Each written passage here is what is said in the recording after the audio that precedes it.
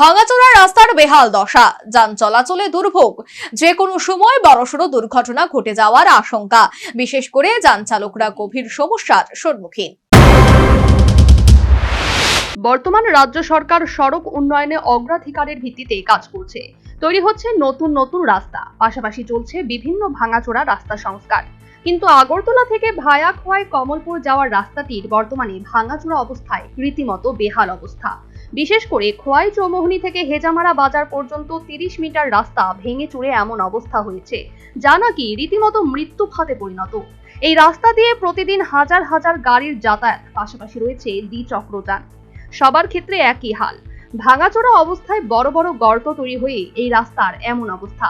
এতে যে কোনো সময় ঘটে যেতে পারে যে কোনো ধরনের দুর্ঘটনা। উপরন্তু বর্তমান বৃষ্টির জলকাদায় পরিস্থিতি আরো জটিল। এর মধ্যে হেজামারা বাজারের সমস্ত আবর্জনা ও বর্জ্য পদার্থ সংশ্লিষ্ট রাস্তার পাশে ফেলে রাখার ফলে জঞ্জাল জমে নরক গুলজার। সেসবের পচা দুর্গন্ধে সাধারণের দুর্বিষহ পরিস্থিতি। 3-4 মাস যাবৎ ভাঙাচোরা রাস্তাজনিত কারণে সংশ্লিষ্ট পথচারীরা দুর্ভোগের সম্মুখীন হচ্ছেন বলে জানালেন জনৈক যান চালক।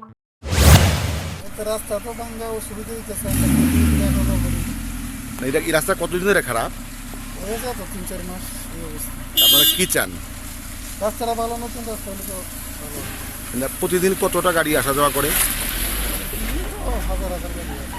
এই জায়গাটার নাম কি? হেজামারা বাজার। হেজামারা বাজার।